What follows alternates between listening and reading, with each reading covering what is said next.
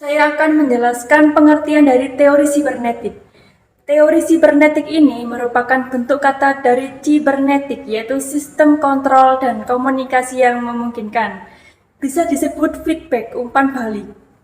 Istilah teori ini digunakan untuk menggambarkan cara bagaimana umpan balik memungkinkan berlangsungnya proses komunikasi yang berkembang dengan sejalan perkembangan ilmu teknologi digital. Teori ini berkaitan dengan pengelolaan informasi, karena proses sangat penting dalam teori sibernetik ini. Menurut teori ini, tidak ada satupun belajar yang ideal untuk segala situasi. Namun, teori ini sangat mementingkan proses pembelajaran dan menggunakan teknologi untuk mendapatkan informasi yang cepat dan tepat. Dari tujuan teori ini adalah untuk meningkatkan kemampuan siswa dalam menerima informasi yang di dalam pembelajarannya. Assalamualaikum warahmatullahi wabarakatuh. Saya akan menyampaikan tentang teori pemrosesan informasi. Pemrosesan informasi merupakan kemampuan dalam menerima rangsangan dari lingkungan pada pengorganisasi data serta pemecahan masalah.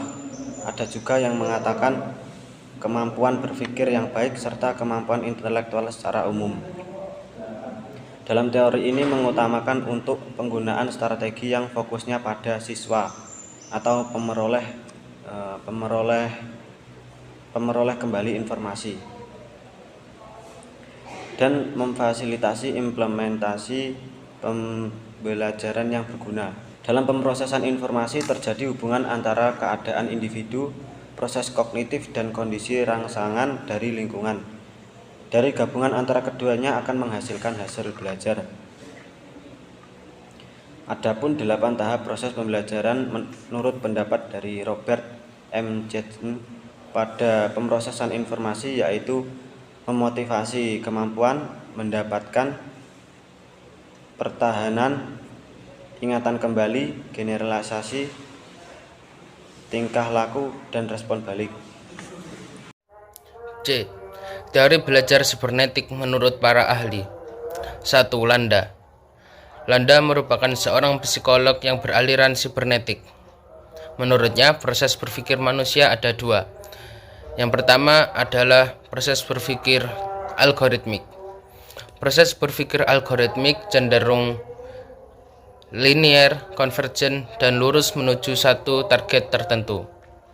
Contoh kegiatannya adalah menelepon, menjalankan mesin mobil, dan lain-lain.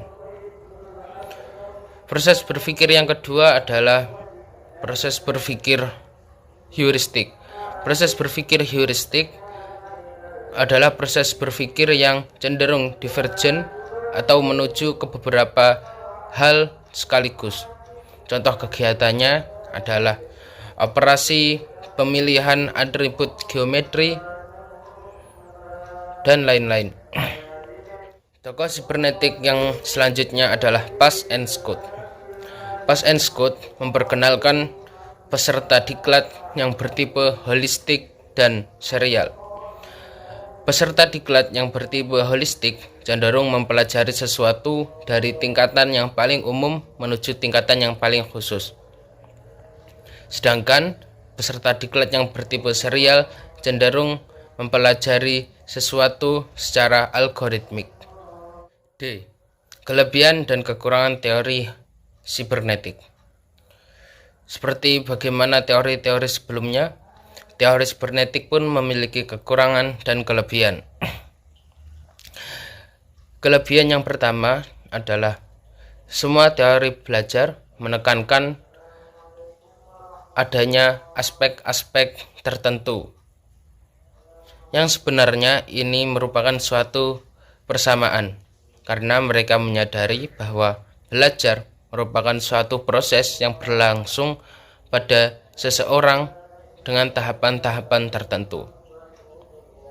Kelebihan yang kedua, isi proses belajar adalah sistem informasi yang disusun menjadi sebuah konsep, teori, atau informasi umum.